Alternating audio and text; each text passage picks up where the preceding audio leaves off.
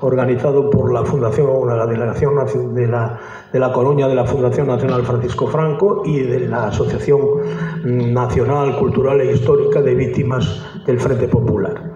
Hoy nos acompaña el reverendo padre don Manuel Blanco Rey, teniente coronel castrense en la reserva, párroco de Morás, que nos va a hablar del tema de la guerra civil, la República, la Segunda República y la guerra civil en el municipio de Arteixo.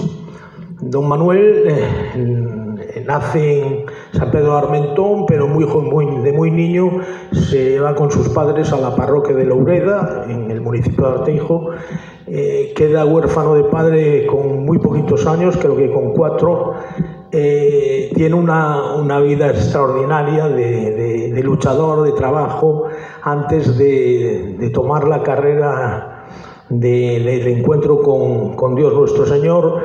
Fue minero en las minas de wolframio y en 1957 se viene a La Coruña, a un lugar entrañable de esta ciudad, como es el hogar de Santa Margarita, del recordado, al que tuve el gusto de conocer de niño, don José Sardina Muiños, y con él inicia pues esos estudios que le van a llevar al Seminario de Santiago, ordenarse en 1970 como sacerdote y a partir de ahí pues irse a Roma, donde realiza estudios de historia, es diplomado en arqueología y luego también realiza estudios a través de la UNED de geografía e historia. Creo que en el año 2001 el obispo del arzobispo de Compostela lo nombra párroco de Morás en Arteixo, que es donde continúa, y ha sido un investigador precisamente de ese municipio. Ha escrito pues varios libros, sobre todo uno dedicado a los alcaldes de Arteixo, otro de Arteixo en la restauración, y del que hoy nos viene a hablar aquí, de Arteixo durante el periodo de la Segunda República Española y de la Guerra Civil. Ha sido autor de varios libros, algunos de ellos ya completamente agotados, como es Arteixo en la restauración o los alcaldes de Arteixo, de los que antes hablaba, pero tiene ahí el libro del que nos va a hablar esta noche, que son 2 tomos, y al final de la charla alguien los desea adquirir, él se los firmaría encantado al precio de 20 euros, porque además sé que ese dinero lo va a emplear en que está restaurando el retablo precisamente de la parroquia de Morás y que le vendrá muy bien para ese fin. Sin más, agradecerle a don Manuel su presencia esta noche aquí. Les dejo con él para que nos hable precisamente de ese tema, Arteixo en la Segunda República y la Guerra Civil. Gracias por su presencia y que disfruten. Me alegro muchísimo de estar aquí porque tengo la oportunidad de reconocer, que es volver a reconocer algunas caras que me eran muy familiares, que hemos coincidido en destinos, como pasa con el general Rogelio García de Dios en Almería. Allí coincidimos ambos. Yo era teniente recién salido, se acordará de lo que llamaban el mayor, que era pequeñito, aquel hombre de Granada, y el coronel de los Paños. Hemos coincidido también en Atocha mucho allí. Y me alegro mucho de compartir unos momentos. Me dice el señor Barallobre que voy a hablar de Arteixo. A mí me dejaron que hablara de lo que yo quisiera. Sí, claro, sí. De lo que yo quisiera. Entonces, se podría hablar de muchas cosas, porque ese libro, yo no vengo a hablar aquí de mi libro, como decía Umbral, no vengo a hablar de mi libro. El libro habla ya por sí mismo. Es un libro que está bien documentado, según la crítica y según yo mismo creo, y por tanto, pues lo que voy a decir más o menos está en el libro. Entonces me pareció oportuno, claro, que esto que va a ser una conferencia o una charla, pues una conferencia es mucho más solemne, tiene otra formalidad, la charla es mucho más coloquial, implica mayor libertad, tanto del charlista como de los que oyen, los auditores, los oyentes, los escuchantes. Y entonces, pues, vamos a hacer casi como diría, como un pintor, vamos a hacer un collage entre las dos cosas, a ver qué es lo que sale por aquí. En el libro, en el tomo primero, que tiene 19 páginas de introducción, está un poco el plan de la obra. Y allí es importante leerlo porque doy yo a conocer, o por lo menos a entender, lo que yo entiendo por historia y explico una serie de conceptos, como es el concepto de la república, como es el concepto de cultura, como es el concepto de diversas cuestiones que saldrán en el libro de la masonería, la gran influencia que tuvo la masonería en la constitución de la república, etc. Entonces, voy a fijarme un poquitín en algo que creo yo que está de moda, de nuevo, que es un poquitín qué entiendo yo por historia y qué es eso de la memoria histórica, porque se ha hablado mucho de esto. ¿Vale la pena hablar de esto? Pues yo creo que por la novedad y la poca falta de solidez que mantiene esta ley, pues debe de hablarse de ella. El libro, como saben, consta de 2 volúmenes, algunas cosas tengo que decir. El primero tiene 8 capítulos y el segundo tomo está dedicado íntegramente, el 9º a la enseñanza y el 10º a la cuestión religiosa. Una de las características de la República en general es la politización. Es una politización que se extendió a todas las esferas del poder, al ejército, a la iglesia, a las sociedades agrarias, al asociacionismo, etc. Todo eso se politizó terriblemente y eso trajo sus consecuencias, ¿no? Lo que decía Azaña del ejército y de la iglesia, aquella frase campanuda como las hacía él, porque era así. Decía, España ha dejado de ser católica, el ejército hay que derrumbarlo, voy a demolerlo. Y la iglesia, pues, todas esas cosas. Bien, yo creo que la historia, como decía Pierre Vilar, que es un autor que se dedica mucho a estas cosas de historia, dice, es la reconstrucción del hecho en base al documento. No puede haber historia si no hay documentos. Y no es una destilación de rumores, como decía Carlyle, que precisamente él usó esos rumores para escribir una historia de la Revolución Francesa. Por tanto, es la reconstrucción del hecho en base al documento.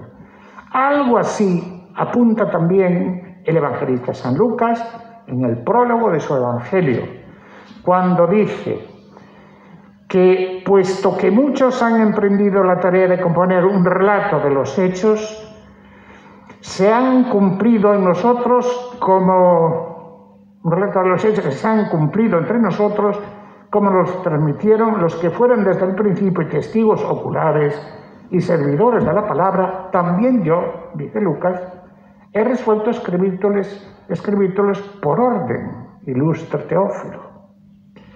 Después de investigarlo todo diligentemente desde el principio, para que conozcas la solidez de las enseñanzas que has recibido. Por tanto, ¿qué es la historia también para Lucas sino una ordenación del relato de los hechos históricos? La memoria histórica, esta expresión de memoria histórica, como ven ustedes, o como pueden darse cuenta, es una realidad, una expresión equívoca, como tantas leyes que se hacen que no tienen un fundamento claro y entonces buscan esto de la equivocidad. Basta tan solo, para saber que se equivoca, preguntarse por el significado de las 2 palabras que tiene. ¿Qué es la memoria y qué es lo histórico? Y esto no podemos inventarlo, para eso está el diccionario. Y el diccionario nos dice qué es la memoria. Dice que es la potencia del alma por medio de la cual se recuerda y se retiene el pasado. ¿Y qué es lo histórico? Insiste el diccionario que es lo averiguado, lo comprobado, lo cierto, por contraposición a lo fabuloso, a lo legendario, y por tanto digno de la trascendencia que se le atribuye para figurar en la historia. La historia es, en este sentido, y no tiene otro, cuestión de estudio, de documentación, de lectura, de aprendizaje. Y por tanto la historia se aprende. No se recuerda si previamente no es estudiada, como en todas las cosas. Además, la historia o el conocimiento histórico tiende a la objetividad y a la totalidad del conocimiento por el uso de su método crítico. Siempre nos decían en las universidades o en los colegios, etcétera, etcétera, que una ciencia se hace independiente cuando encuentra un método propio. Por tanto, esto nos pasa lo mismo. Además, memorias hay tantas como individuos. La memoria es además cambiante, subjetiva y selectiva, estando condicionada en gran medida por las experiencias vitales de cada uno, de modo que, transcurrido el tiempo, siempre es posible saber más de otra manera. Lo como decían los clásicos latinos, eadem cephaliter.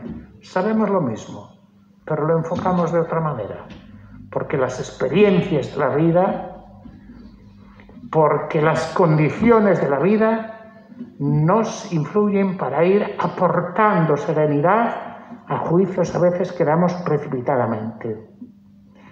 La historia se ocupa de la verdad, toda la verdad, si fuera posible. Y la verdad siempre es liberadora. Los cristianos lo tenemos sumamente claros.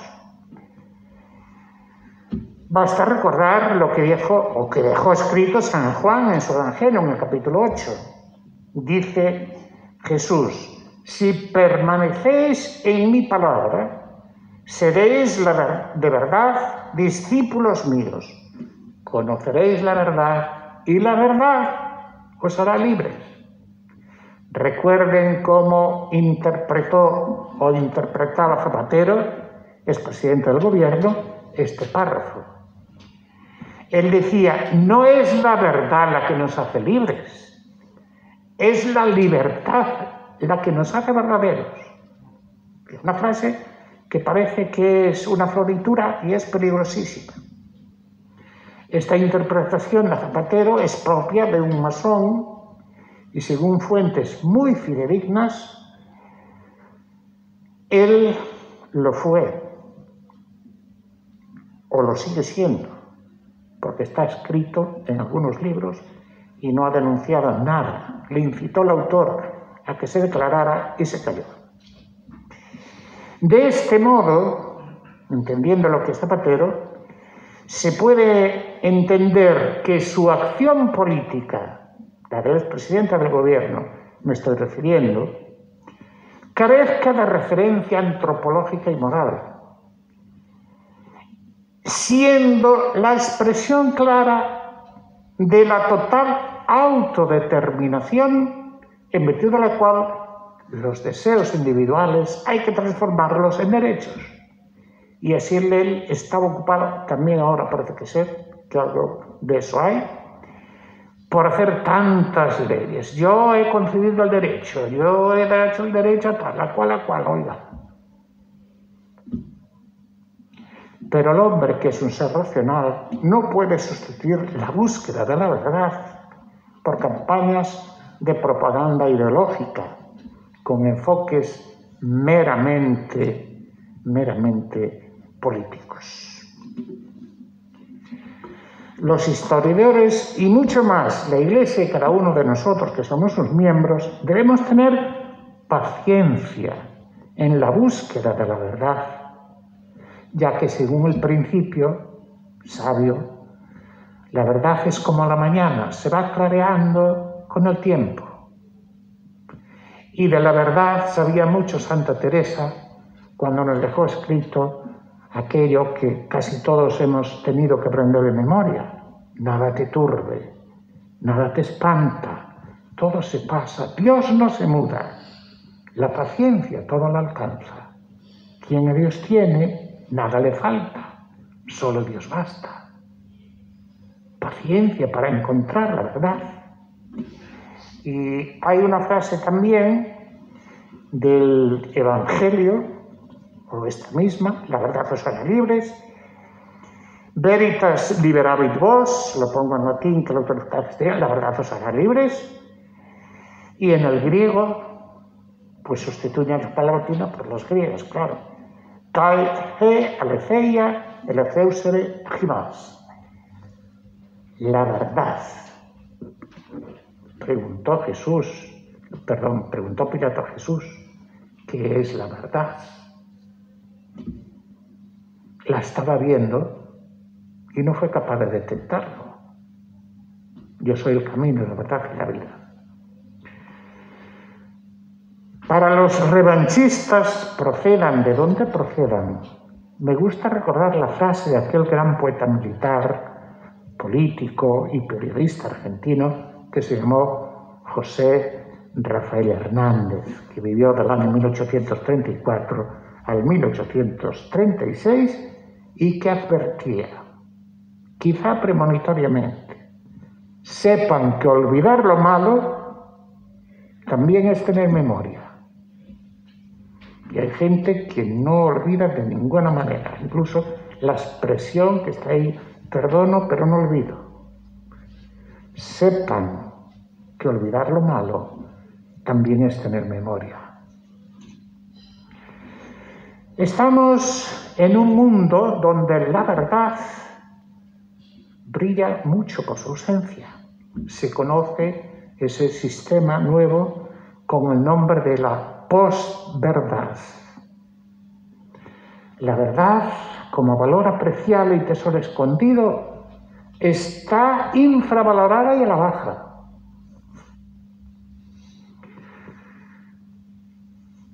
Esto de la posverdad es un neologismo que lo introdujo la Real Academia de la Lengua Española, cuyo vocablo aparece en la edición del tricentenario de la fundación de la Academia, el año 2014, ya saben ustedes, es la 23 edición, desde que se fundó la Academia se hicieron 23 ediciones del diccionario, pues esta es la 23, la última. Ahí lo recogen, no antes. El neologismo, este de la posverdad. Y dice, o define la posverdad, este diccionario, nuestro diccionario castellano, dice, distorsión deliberada de una realidad que manipula creencias y emociones con el fin de influir en la opinión pública y en sus actitudes. Manipulación. Según este sistema de la posverdad, miren que los que nos gobiernan están muy metidos en este sistema de la posverdad.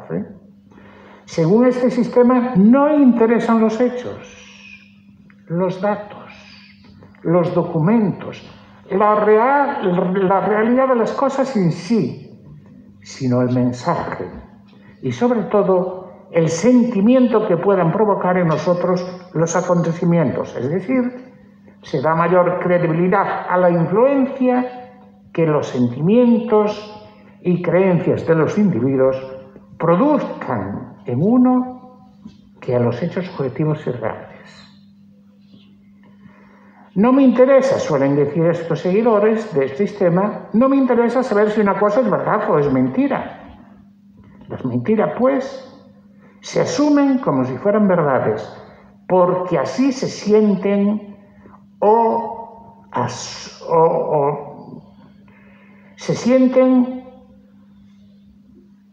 asumen como reales, puesto que una gran colectividad las cree verdaderas.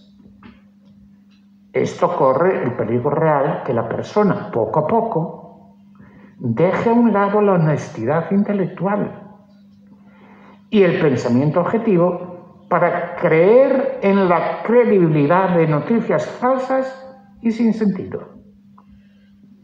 Es evidente que este neologismo tuvo mucho éxito en la clase política. Por ejemplo, en campañas electorales, cocinar las encuestas a su favor, remover las emociones y sentimientos de los oyentes a fin de que les apoyemos apasionada e irracionalmente. Y estamos aquí muy metidos en esto, muy imbuidos, muy influenciados por esto. En resumen, los cristianos estamos advertidos del poder de la mentira. La serpiente antigua que se llama diablo y Satanás que seduce al mundo. Habla San Juan en el Apocalipsis y en otro pasaje recuerda que el diablo es mentiroso y padre de la mentira. Por consiguiente, no es el diablo una personificación del mal, no, es una persona inteligente, seductora y que quiere seducirnos a nosotros al mal. En la carta a los Efesios al apóstol San Pablo dejó escrito: desechad toda mentira, hablad verdad cada uno con su prójimo. Y si uno le preguntara qué es la mentira, yo no he encontrado todavía otra definición mejor que la que aprendí de niño en el catecismo del padre Astete. Lo recordarán a lo mejor algunos. El padre Astete decía que mentir es decir lo contrario de lo que se piensa con intención de engañar. No hay mejor definición de la mentira. Yo, para mí, por lo menos. Y claro, si la verdad no existe, si la verdad no interesa, estamos en un mundo donde la mentira adquiere categoría social, hasta tal límite que incluso entre los jueces, ya que estos tienen el deber de juzgar conforme a derecho y no conforme a la verdad. No importa la verdad, lo que dice la ley. ¿Y quién hace la ley? Viene aquí con manilla al dedo, el que hace la ley hace la trampa. Yo recuerdo dos casos, que he escrito un libro precisamente sobre uno de ellos, el padre Fernando María, de Santiago, porque así se llamaban antes del concilio los frailes, sobre todo franciscanos y capuchinos, conservaban el título del pueblo del que eran, Fray Fernando María de Santiago, es decir, que nació en Santiago. Recuerda que el capuchino, que venía con unas barbas extraordinarias, a Loureda a darnos el precepto pascual, las primeras veces nos ponía un miedo terrible con sus barbas. Y si no tenían barba no podían ser capuchinos, fíjense ustedes qué cosa. Era una condición fundamental. Y ahora resulta que nadie anda con barba y puede ser capuchino ni de eso. Bien. Y entonces ese padre, Fray Fernando María de Santiago, que era hijo de un gran almacenista de Pontevedra, los almacenes, ¿cómo se llamaban aquellos? No me acuerdo, pero era muy importante. El padre tenía puestas todas sus esperanzas en este chico. Fue el único que siguió la carrera de Derecho, carrera universitaria, el único. Llevó unas notas extraordinarias. Terminada la carrera, se fue a hacer el doctorado. Tenía que ir a Madrid, que era el único sitio donde se daba, en la Universidad Central. Y allí sacó pues un magnum, digamos, lo máximo. El padre estaba encantado. Le buscó para hacer las prácticas, era un pasante, ¿no? En aquella época, creo que también en la actual, el pasante, con el mejor abogado de Pontevedra, se inscribió en el Colegio de Abogados y pretendía seguir la carrera de Derecho. Entonces, el que estaba a su cuidado para introducirle en las cuestiones prácticas del derecho, le dio un caso. Le dice, toma, prepara esto porque vamos a tener esta cosa. Él lo estudió detenidamente aquello y le llegó al despacho y le dijo, ahí tiene, ya me he dado de baja del Colegio de Abogados, no puedo ejercer esta profesión. Para defender este caso hay que mentir. Y yo no puedo mentir. Por tanto, no quiero saber nada de esta carrera ni de esta profesión que tiene que hacer trampas y mentiras para poder sacar adelante una verdadera impostura. El padre tuvo un disgusto enorme. Hombre, los almacenes Olmedo, ahora me sale los almacenes Olmedo de Santiago, ¿no? Y entonces esto está ocurriendo hacia el año 1900. Es Año Santo en Roma y ella se va, este señor, a ganarse las gracias jubilares del Año Santo, el Santo Romano.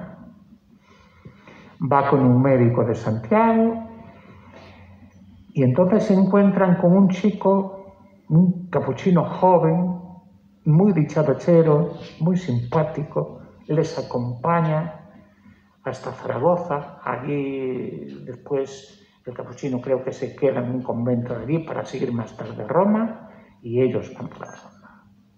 Y cuando regresa, este fray Fernando de Olmedo, Santiago, Olmedo era su nombre de su apellido secular, se queda, va a hacer ejercicios espirituales con los capuchinos de Pamplona y allí se queda ya.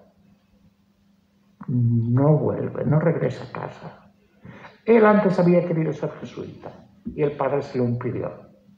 Entonces dice, ¿para qué le voy a consultar a mi padre si me va a decir que no? Y luego, pues eso no es una distracción, porque después ocupa diversos cargos, está en Madrid, en la parroquia de Medinaceli, es allí el rector. En el año 36 lo cogen y lo destrozan completamente, lo matan después de haberlo torturado y estaba enterrado en el cementerio de Madrid y ahora pues es beato. Y en fin, eso es lo que quiero decir, la gran perplejidad que puede producir a veces en las conciencias delicadas de poder realizarse como un abogado cristiano, como un juez, etcétera, etcétera. Eso viene a cuento, porque claro, los jueces, usted juzgue según la ley, no la verdad no importa. Porque además se planta usted con cualquier persona y dice, esta es mi verdad, y como es mi verdad, pues no existe la verdad, es la mía, es lo que yo veo, etc. Pero creo, sin embargo, que tenemos que dar a cada uno lo suyo. El revisionismo histórico, podríamos decirles, bueno, muy bien, ¿y vosotros quién revisionará a los revisionadores actuales? La historia no puede ser un acertijo. Es objeto, como ya he dicho, de estudio. Y existen verdades que, una vez contrastadas, deben de ser ciertamente patrimonio de todos. Patrimonio de todos. Y los gobernantes, desde cualquier punto de vista que se vea, son los buenos gobernantes los que intentan resolver los problemas y no crearlos. Y con esta teoría se crean muchos problemas. Ciertamente, aquí tengo que hacer no un paréntesis, sino unir algo está desunido en el El monolito, por ejemplo, donde estaban las víctimas franquistas de la Coruña, ahí, ¿no? ¿Quién lo hizo? ¿Cómo lo hicieron? Es verdad que todos esos que pusieron en la lista como víctimas son víctimas. Pues no. Yo mismo había publicado, ya lo saben ustedes, un artículo en el ABC en virtud del cual notaba que dos al menos eran falsísimos, porque uno era de la parroquia mía de Morás, tengo los libros parroquiales a mi disposición, y otro de Laurero, que también lo llevo yo y soy de allí. Y entonces demostraba con pelos y señales, como se suele decir, que eso era absurdo, falso. Y naturalmente una de las familias protestó en la Junta y lo eliminaron de la lista. El otro, la familia, no protestó y no sé si, supongo que seguirá allí. Pero se lo voy a relatar para que vean ustedes un poquitín. Hay nombres inventados. Esos pertenecen al ayuntamiento de Arteixo. Me acuerdo de que uno de los que conocí se llama el señor Lamela, que escribió algún librito publicado por ahí no me acuerdo en qué editorial, y sabía él que yo estaba estudiando esto. Y me vino un día, se me acerca y me dice: mira, no le importa que yo voy a ir a Arteixo, pedir permiso y voy a estudiar y a publicarlo. Ah, sí, ya está usted con eso, por eso se lo dije. Y decía, bueno, usted hace su lista, que yo haría de la mía, no, somos independientes completamente el uno del otro. Y así lo hizo.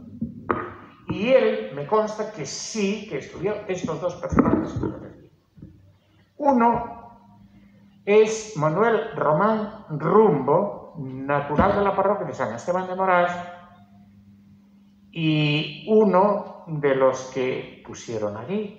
Hablé con la familia, no protestaron, etc. Pero sí vamos a ver lo que dice el señor del libro y cuál es la realidad. Él fue al registro civil de Arteixo, la sección tercera, que patenta a los difuntos, pidió el permiso correspondiente y analizó. Y todos, según él, los que morían como de accidente y derrame cerebral y cosas de esas, eran víctimas del franquismo, fuera lo que fuera. Sin más método, sin más averiguación. Efectivamente, decía el registro civil de Morás, decía 11 de septiembre de 1936, 49 años, hemorragia cerebral por traumatismo, vecino de Arteixo, labrador, casado con Carmen Ramos Pena y con 8 hijos. Esta era la víctima del franquismo, según él. Y por eso lo pusieron en la lista. Porque como tenía hemorragia cerebral por traumatismo, esto tenía que ser cosa de Franco. Entiéndanlo bien. En cambio, el cura regente de Morás, de cuyo lugar de Santa Cecilia era el imperfecto, el muerto, escribió esto: en el cementerio de San Esteban de Morás, a 11 días del mes de septiembre de 1936, que coincide, se dio sepultura al cadáver de Manuel Román Rumbo, de 50 años. Hay un año de diferencia, no pasa mucho, no tiene papel. Casado con Carmen Ramos Pena, recibió el santo sacramento de la extremunción tan solo, puesto que el golpe, a consecuencia del que entregó hoy mismo su alma a Dios, la había dejado incapaz de realizar algún otro servicio racional. Y lo firmo. Él decía ahí que murió de un golpe, que no es lo mismo. Efectivamente tiene razón el cura, ya que su muerte se produjo a unos pocos metros de su casa, al no advertir él un desnivel del terreno que se había ocasionado con motivo de las obras del ferrocarril, de la vía férrea Coruña-Santiago, que estaban haciendo en aquella época. Lo curioso es que este hombre iba acompañado de 3 de sus hijos, a quienes advirtió: tened cuidado, no vayáis a caeros por ahí, por ese desnivel que hay. Pero lo que él no quería para sus hijos le llevó a él a la muerte. Cayó él, llegó el golpe a la caída y duró 3 días desde el desgraciado accidente, aunque quedó en estado comatoso desde su caída, según la partida que hemos visto extendida por el cura. Y así, no solo porque lo dice el cura, me lo han confirmado a mí sus nietos y su viuda, la que yo enterré. No fue para nada víctima del franquismo, en modo alguno, sino que murió en su domicilio, rodeado de sus familiares y rodeado de sus conocidos. Ya ven ustedes cómo se puede, diríamos, que catalogar este caso.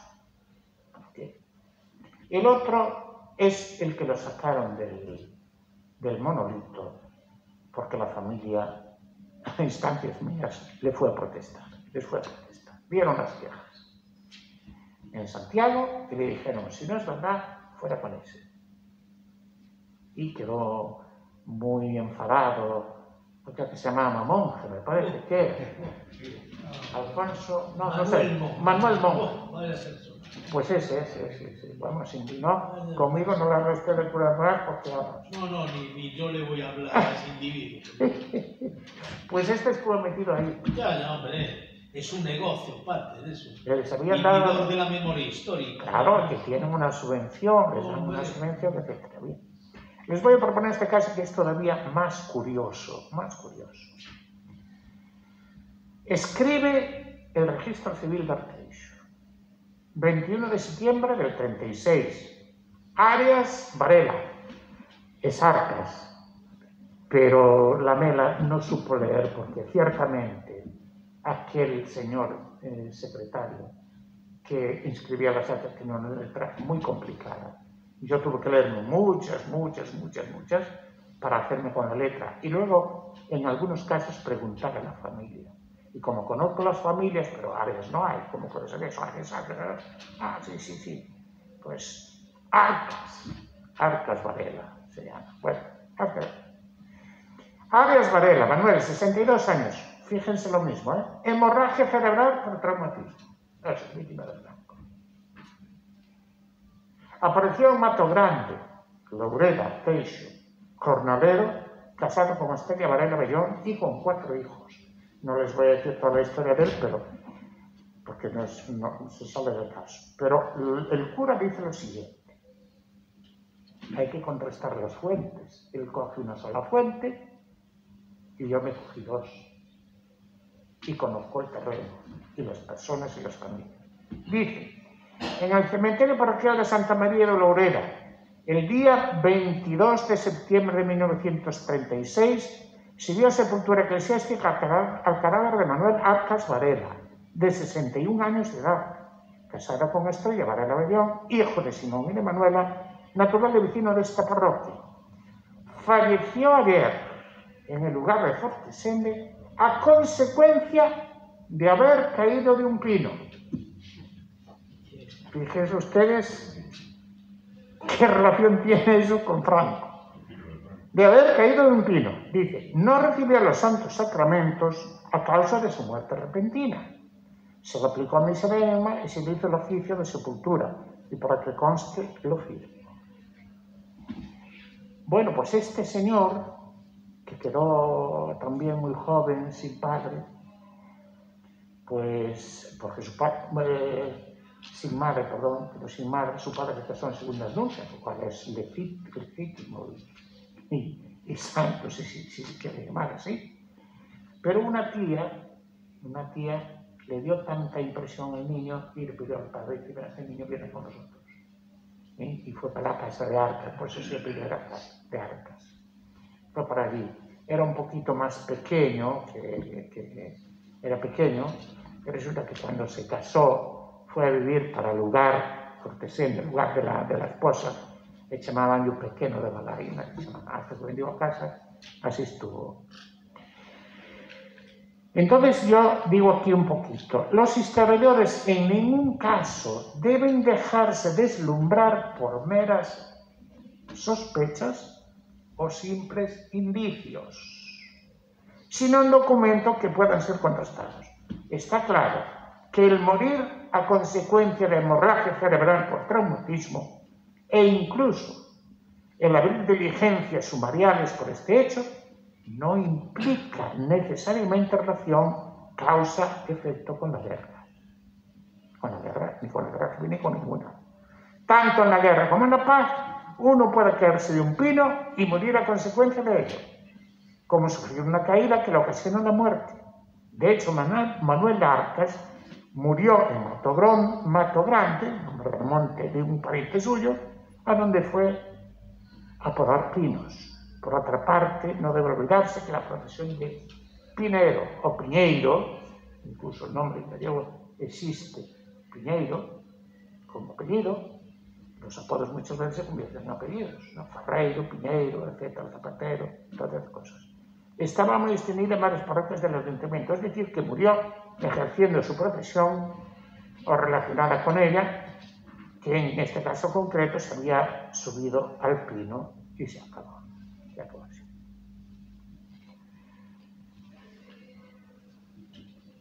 Hay cosas muy curiosas, muy curiosas. En cuanto a la guerra civil en el Ayuntamiento de Arteixo, sería bueno destacar, porque ya llevamos mucho tiempo y vamos a cortar, el alcalde del Frente Popular de Arteixo, Eduardo Martínez Pañeiro, un hombre excesivamente escaso de cultura, pero eso no indica nada porque era el común en aquella época. Me he encontrado concejales que en esa época todavía no sabían leer ni escribir y eran concejales.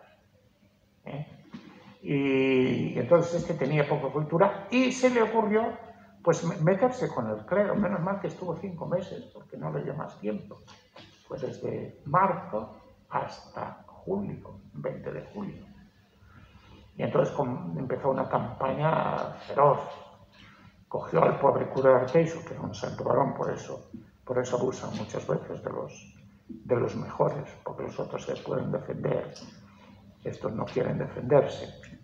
Y entonces lo metió, lo detuvo, primero lo extrañó, es una cosa que nos parece raro, no extrañó, fuera del ayuntamiento. Usted no puede estar aquí, fuera del ayuntamiento. Y el gobernador civil, que no era ningún santo, como saben ustedes, que era Carvalho, ¿no? Sí, pues este señor le dice al alcalde, no puede usted hacer eso. Le dice que no extrañe al cura, que no lo eche fuera de la parroquia, que no lo eche fuera del ayuntamiento. Y el alcalde no le hace caso ninguno. Entonces el caso se lleva a las Cortes españolas. Fíjense ustedes, un pueblecito que no lo conocía nadie, pues se hace famoso en las Cortes. Y entonces allí dice que hay un alcalde que ahora se le ha dado por meterse con el clero y tal y cual. Bueno, después no solo lo extrañó, sino que lo vino y lo detuvo. Lo detuvo. Yo me acuerdo que una vez, todavía yo no era sacerdote, debe ser por el año 60 y algo, Y las fiestas patronales de San Esteban de Morás, allí vi yo al cura de Arteixo, que vivía todavía, don Benito Rodríguez Noya, a un cura que era famoso, estaba ahí en la capellanía de la Greda, que se llamaba don Nazario, no sé si les sonaba a alguien, cantaba bien. Bueno, pues les vi ese día en la fiesta contar, nunca hablaron de esas cosas, pero ese año no sé por qué hablaron. Y los vi llorando los dos, llorando de las cosas que hacían. Como fiel, me hicieron venir con aquí, claro. Me pusieron en el calabozo municipal, que es mucho decir, el calabozo era una inmundicia. Tanto es así que el alcalde a los que detenía y los ponía en la cárcel, los ponía en un hórreo que había cerca de allí, porque era, desde luego, inapropiado, asqueroso y ciertamente repugnante hacia el calabozo. Y el alcalde, pues, ¿qué hace? Destituye a quien le parece, destituye también a funcionarios civiles, al portero que tenía y tal, y entonces le da el cargo de portero a un buen, diríamos, amigo suyo, que lo podía él manipular y manejar. Y el de alguacil también. Estos eran los encargados de custodiar al cura, y consta con certeza que el depósito estaba abajo, había una ventana nada más, muy alta, ¿no? Y abría la ventana y desde allí, con perdón de ustedes, si me permiten palabras intelectuales, me echaban por el cura. Estando el cura allí, me echaban por él. No, es cierto esto. Y decían ellos, vamos a llevar de comer al can era el cura. Es cierto que también había algunos feligreses que por aquella ventana le tiraban mantas, le pasaban comida, que se preocupaban, y que estuvo a punto de amotinarse cuando ya la cosa era muy significativa. Llega un domingo y se le acerca el secretario al cura y le dice, don Benito, acompáñeme que le voy a llamar al alcalde. A su casa, no al ayuntamiento, a su casa. Y entonces don Benito dice, pues muy bien, entonces, mañana es domingo, pues claro, me va a decir que puedo salir para celebrar la misa. Y lo lleva. Y lo tiene allí, va con el secretario también contento, dice, no, pero por fin y tal. Pero llega a sube arriba el sol, el secretario era el alcalde, al piso. Y después de mucho tiempo, baja el secretario y dice, Benito, lo siento, pero el alcalde no ha accedido y usted tiene que estar de nuevo, entrar en el calabozo, otra vez. Dice el campaña, así me doy yo. Dice él, cuánto se me acordó aquella escena del Evangelio, que a Jesús lo cogen y lo llevan a Pilato, y de Pilato va a Herodes Antipas, y después vuelve, jugaban a los dados, dice, así hacían conmigo. Y yo, pues me quedaba así, desconcertado. Entonces, para hacer misa ese domingo, pues enviaron al cura regente de Morás, que era pequeño, tenía su arma reglamentaria, y ningún cura quería ir. Y entonces, voy yo, el pequeñito, bueno, voy yo. Efectivamente va y le salen al camino y le acercan a la iglesia, le salen unos cuantos de vida al pecho, para decirle que allí no se podía hacer misa y no era tiempo para hacer misa, que quería la puerta. Y va el señor ese y saca la pistola y dice, marcharon como con esos con mero. Ni uno, me dejaron solo, nada, no pude. No. Bueno, y también le oí al propio don Benito Rodríguez Noya que después, en una de las ocasiones, porque le desterró 2 veces, le querían coger al cura en casa, dentro de casa, y prenderle fuego a la rectoral para que muriera, pues ahí quemado con toda intención. Y entonces unas personas le dijeron, don Benito, váyase de casa, que le quieren hacer esto, protéjase y escape. Y entonces tenía una criada allí, una sirvienta, y bueno, prepararon todo para marchar y tal. Y finalmente él quedó. Y dice, me puse de paisano, con un sombrero, y cuando estaba dando media vuelta, eso es que se me queda tan grabado que lo tengo que repetir. Ocán hacía, ¡jao! Y yo miré para atrás y dije, ¡cajo! El buen pastor no abandona sus ovejas. Y regresé para casa. Y vinieron los otros y me cogieron. Y entonces, inmediatamente que me cogieron, ya otros que estaban al acecho de otro bando, dijeron, vamos a proteger al cura porque le van a quemar y nada. Me cogieron. Eso fue. Él perdonó a todos. dio buenos informes de todos ellos. Le hicieron los de San Quintín. Y junto a eso, bueno, os cuento también que en Pastoriza, que es más conocido de ustedes, pusieron dos bombas, están en el libro tratado, que no explosionaron. ¿Por qué sería? Me pregunto yo. Quizás fueron unos chapuceros, aquellos que las pusieron y no sabían cómo manejarlas, o hay quien dice que fue una protección de la Virgen María, ¿no? No sé. Todo eso. Pusieron bombas también e incendiaron la iglesia parroquial de San Pedro de Almentón, porque yo he nacido también en el Arín.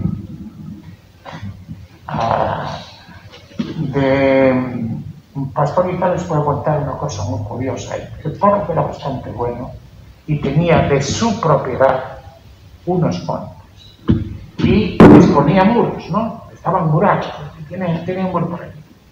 En la Segunda República hubo un paro, pero muy sangrante, ¿eh? Peor que hoy. Es famoso aquel dicho, ¿no?, de que unos andaluces, obreros, van a sus señores y le dicen que les dieran de comer, que ellos que no... Dicen, no quería república, pues comer república.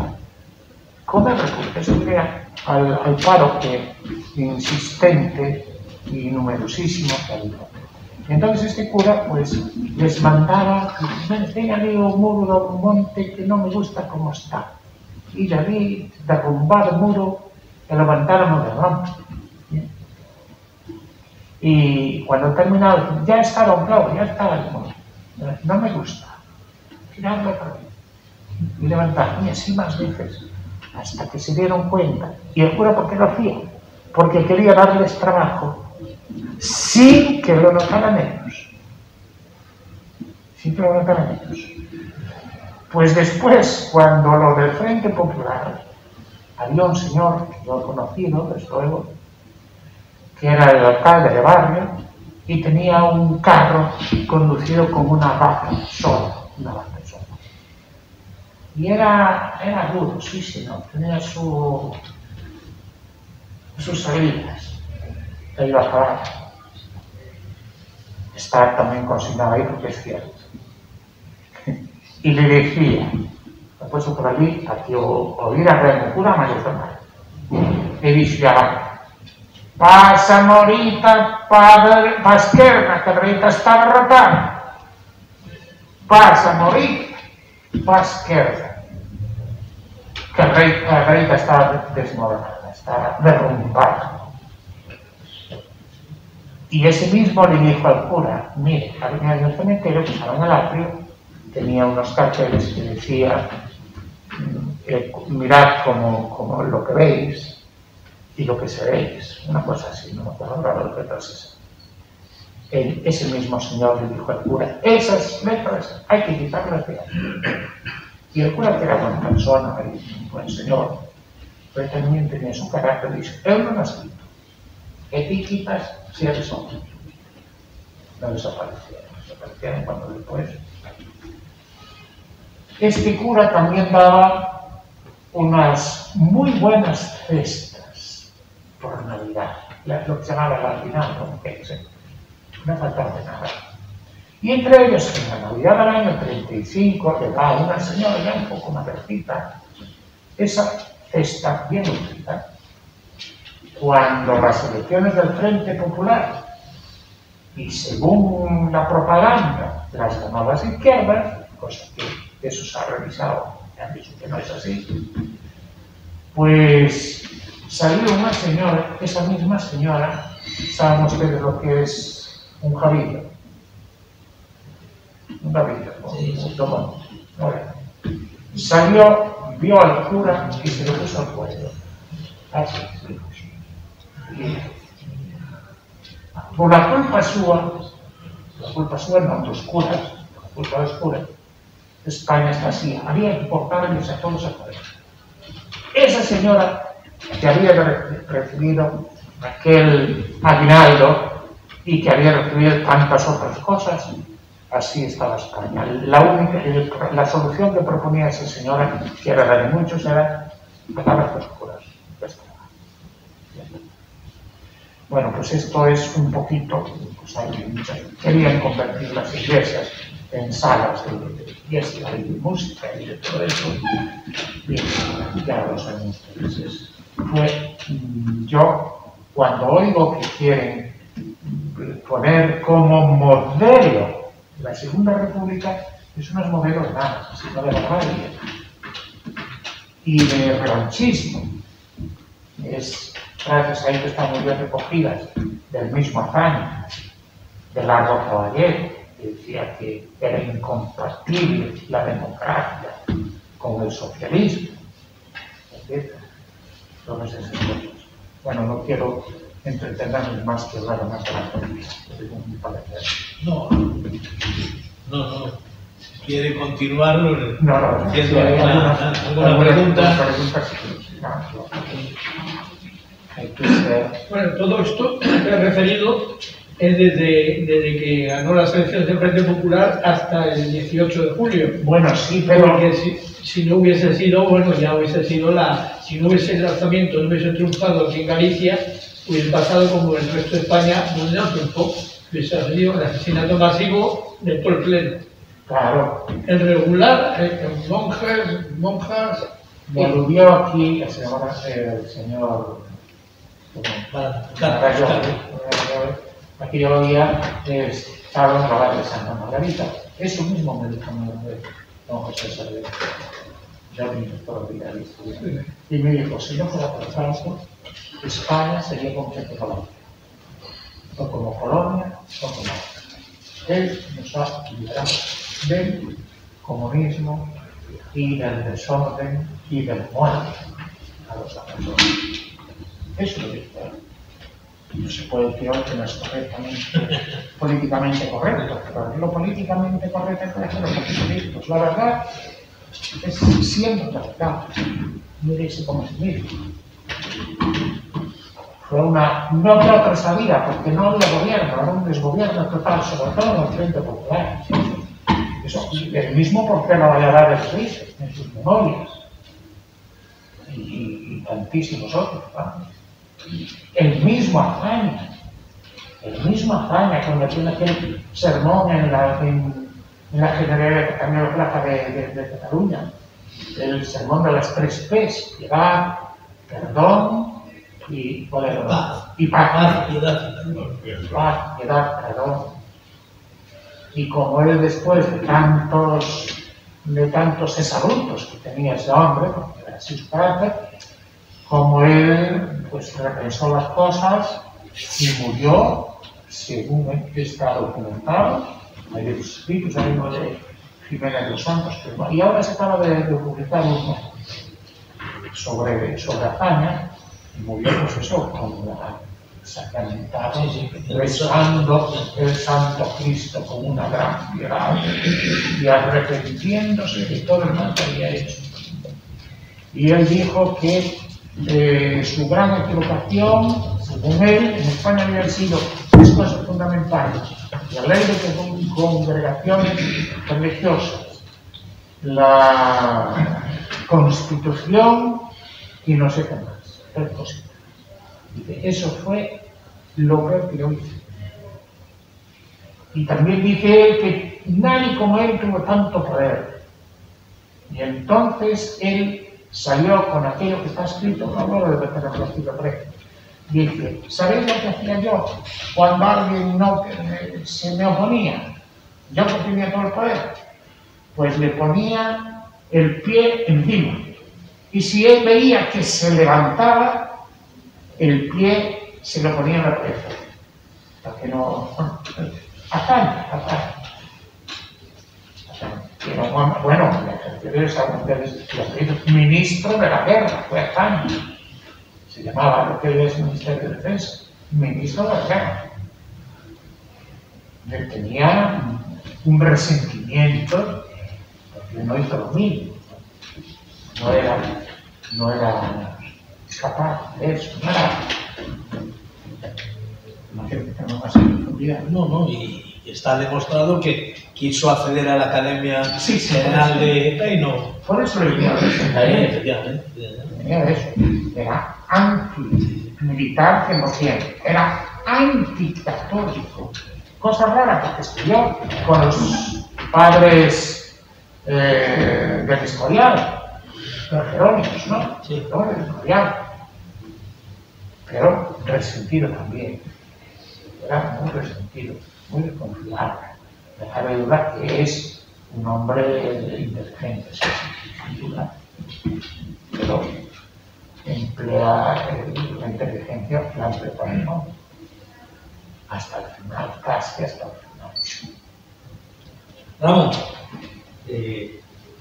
Vamos a ver. Le voy a hacer una pregunta. Iba a hacer una pregunta, pero como es un poco dura, le voy a hacer una pregunta un poco más fácil. Aunque es difícil también. Bien, la idea es, ¿qué le diría usted a los católicos que perciben que la jerarquía católica no se portó adecuadamente, digamos, con la exhumación, o sea, que no se enfrentó a la exhumación de Franco? Es decir, hay muchos católicos que dicen, pero ¿cómo hace la Iglesia esto? Si fue precisamente... Yo creo que no puede usted decir la Iglesia, puede decir algunos componentes de la Iglesia, y si quiere usted a la más alta responsabilidad. Sí, al Papa, por ejemplo. Sí, al Papa. Esta es una basílica pontificia. Por tanto, ahí el gobierno no tiene mando. Y si eso intenta meterse ahí, hay un instrumento que es el derecho internacional. Y declara, y el Papa podría haber dicho, no lo ha hecho, pero podría haber dicho, eso está bajo mi control. Es pontificio eso. No depende. Está en un territorio, digamos, que a veces se siente. De alguna manera, según el derecho internacional y los convenios, primero el concordato que está caducado, bueno, pero los concordatos en los convenios con la Santa Sede. Se firmaron, no recuerdo cómo estaba todavía Suárez, en el 78, no sé. Sí, 78, 79. Entonces ya por ahí sí se firmaron, por tanto, estaban en pleno vigor, no están denunciados. Bueno, y luego todavía hay otra cosa peor, y ahí ya no es solo cuestión del Papa. Oye, que la familia quiere llevarse a Franco para la Catedral de la Almudena, tiene allí un panteón que le costó su dinero, ¿y quién es el gobierno para impedir eso? Yo creo que decían los antiguos, ya mitólogos cívicas, no conviene jugar con los muertos. Los muertos tienen que descansar en paz. A mí me parece, sencillamente, como persona, como sacerdote, no tengo ningún reparo en decir, a mí eso me parece mal. No entiendo cómo no hubo otra actitud, pero tampoco el pueblo se significó. No hubo una cosita muy pequeña, no hubo una manifestación, una movilización para decir, no se saca de aquí. Porque los muertos tienen que descansar en paz. Una de las cosas más horribles y de los castigos más tremendos que había era dejar a una persona insepulta o maltratada. ¿Por qué los primeros cristianos se refugiaron en las catacumbas? Porque eran cementerios y estaban exentos, no se podían violar. Entonces el que estaba allí no le podían coger. Hay que respetar el cementerio. Los romanos. Y antes de los romanos, pues los judíos, digamos, siempre se ha respetado mucho la sepultura. Es que es típico del Frente Popular, porque ya lo hicieron en el 36, con las tumbas de las monjas, de los que estaban encerrados, que se ven fotos en internet todavía, de los milicianos, con las fotos de las tumbas, con las calaveras. Sí. Es que es tradicional en ellos, ya. Claro, ya hace falta tener estómago, ¿no? Bueno, sí, eso se violaron hasta en monjas que las sacaron de su sepulcro y las llevaron, llamémoslo así. Eso es ya una enfermedad, no acuerdo cómo se llama eso. La señora muerta. Yo no sé qué trato de encuentran ahí, pero... ¿Y qué tiene que decir la Iglesia de de España sobre esta memoria que no considera para nada todos estos hechos que hubo contra la Iglesia antes de empezar la guerra del 36 y posteriormente? Antes de la guerra sí que... La Iglesia suele estar muy calladita, No, en ese no. sentido.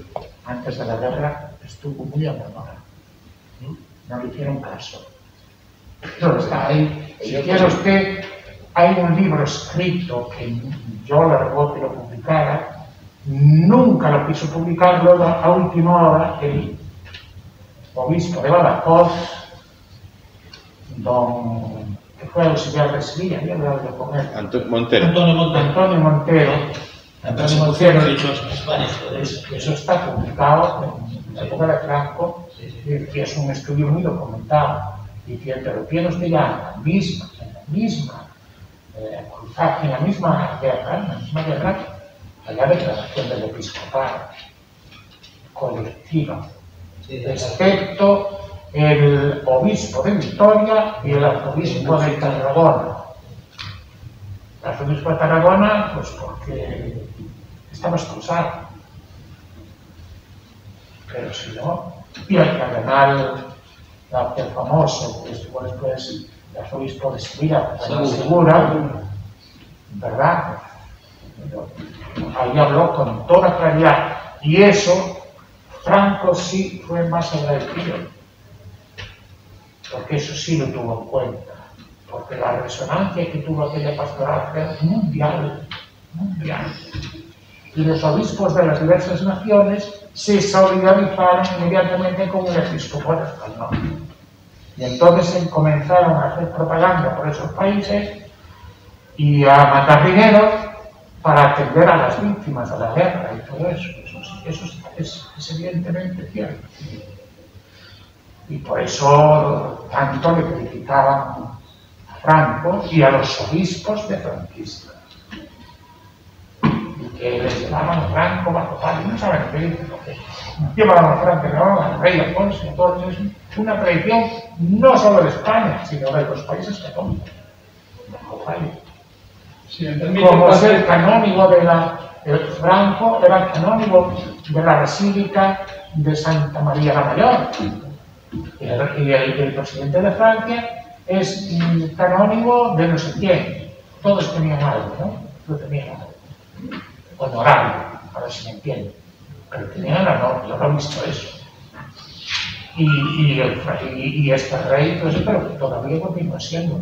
O sea, eso no se ha oído. Son cosas que la gente no se entera, como en otras épocas. Pero sí. Padre, si me lo permite, en cuanto a esa actividad de la Iglesia en conjunto, la Iglesia, igual que el Ejército, son instituciones jerarquizadas. Entonces, mientras que la cabeza no tome una postura clara, nadie lo hace. Pasa lo mismo cuando nos dicen, bueno, ¿y los militares qué dicen de todo esto? Yo siempre digo, los militares obedecen. Hay un jefe supremo de las Fuerzas Armadas, mientras que el jefe de las el jefe supremo de las Fuerzas Armadas no toma una postura clara y evidente, el ejército no se mueve. Pues exactamente ha pasado con el clero y el Papa. Sí, pero el clero es otra manera de concebir la disciplina y de concebir incluso la función de la jerarquía. Es más, es culpable el ejército, es culpable que el ejército no tiene culpa, que el clero. Porque, hombre, el Papa es lamentable, sí. Pero, oiga, solo hubo 2 papas que anduvieron bailoteando y a veces como avergonzándose de la España católica. Porque Pío XII firmó el concordato. Juan XXIII dijo que porque estaban paradas las beatificaciones de los mártires de la Guerra Civil Española. Vino Pablo VI, y Pablo VI, que el santo ahora, pues no era anti-español, me consta, pero era sí antifranquista. Porque había muerto un hermano aquí, o se lo habían matado. Y que a lo mejor le pasó como a Zaya, para perseguir a uno no dejar entrar a la academia. Y luego Pater enlace esa frase famosa de que nos hemos equivocado con este hombre. Esa es una de las últimas frases cuando Pablo VI hace dos frases históricas y lapidarias. El humo de Satanás ha entrado en la iglesia, desgraciadamente él abrió las ventanas para que entrara, y luego, refiriéndose a Franco, nos hemos equivocado con este hombre, por ese tema, ese encono que tuvo contra la figura. Es más, ahí verdaderamente nacen todos los grandes problemas que hoy tiene, sobre todo, como muy bien apuntaba el general, de que yo creo que al general no le entendió bien la pregunta que le quiso hacer, que era sobre el tema de que por qué la curia, la alta curia española, se ha puesto mirando para otro lado, permitiendo ahora, evidentemente. Entonces, claro, de aquellas aguas vienen estos lodos cuando empieza todo el tema. Nuestro buen amigo Eloy Ramos sabe muy bien dónde nace ETA, en las sacristías de la iglesia vasca, etarras tan importantes como Eustaquio Mendizábal, muerto en un atentado, en un enfrentamiento con las fuerzas del orden, que va a llevar el comando que asesina al almirante Carrero, el nombre de él, era benedictino. En el proceso de Burgos hay 3 sacerdotes procesados, 2 de ellos condenados a muerte. El caso Añoveros, empieza todo, el don Vicente Enrique Intarancón, que Dios no guarde y Dios me perdone, porque fue otro de los eslabones del ataque frontal a la España católica que representaba Francisco Franco. Entonces, evidentemente, Tarancón fue un instrumento del que se sirvió Pablo VI para implantar su política, sin lugar a dudas, antifranquista. Y eso está suficientemente claro y documentado. Cómo burlaron el concordato. Eso es que para nombrar a obispos, que eran obispos de representación del tema del Estado, se le mandaba una terna y el elegir para los obispos. Y los obispos auxiliares, cuando firmaron el concordato, como esa figura del obispo auxiliar no daba ninguna marca, no tenían mando ninguno, pues entonces lanzaron un arma contra Franco. Pero lo que se fue una cosa escandalosa. Un hombre que tenía retirado el pasaporte por el gobierno español y le hacen obispo auxiliar, que es lo mismo que hacer porque el otro ya estaba. Y Añoveros, pues lo mismo, pero bueno, yo no me voy a remontar a esa, era rata de la familia y hombre. ¿Alguna pregunta más? Bravo. Esta es muy fácil. En el caso de que quieran derribar la cruz del Valle de los Caídos, hay que también pedir permiso, digamos, al Papa. Porque yo ya eso no soy capaz, pero lo que es la basílica sí. Claro, pero si lo anexo a la basílica, es que está distante, ¿no? Pero forma parte de la basílica. Forma parte de la basílica, pues, de todas maneras, la cruz es una vergüenza que se destruya con permiso o sin permiso del Papa. Ya ven. Es la señal del cristiano en la Santa Cruz. No hay ahí discusión, no debe de tener miedo ninguno. Pero bueno, yo no mando a la iglesia, yo soy un miembro de la Federación de la Iglesia en un grado muy bajo. A la cruz del Valle de los Caídos se accede por dentro de la basílica, también, o sea, que es parte de la basílica. No, como parte de la basílica. Esperemos que la respeten. No es parte de la basílica, es la basílica. Es la basílica, es parte de la basílica. Desde luego. Es como el campanario de la basílica, por decirlo de alguna manera. Sí, pero serán capaces, si fueran capaces de entrar en la iglesia, la basílica, y retirar de allí a un muerto, fuera o no fuera santo, es lamentable. Sí, creo que Badajoz se lo dijo al general Chicharro, cuando le dijo, no lo van a quitar ahí porque el general Chicharro, el presidente de la Fundación, estaba muy seguro de que lo iban a dejar. Y creo que se lo dijiste tú, no, Badajoz, pues no estoy tan seguro de que estos son capaces de todo. Y ahí está. Sí, No ha pero citado. el general Chicharro esperaba, como esperábamos la mayoría de los católicos españoles, que en la alta magistratura de la Iglesia no permitiese entrar, como dice el Pater, en una basílica.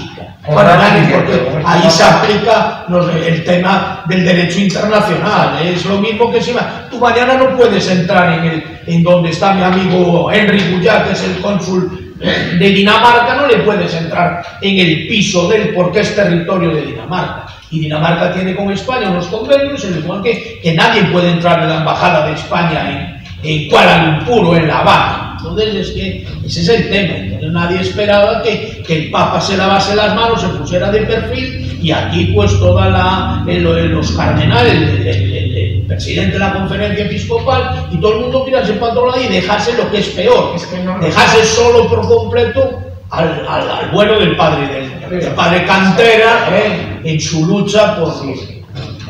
Pero los demás no pueden hacer nada.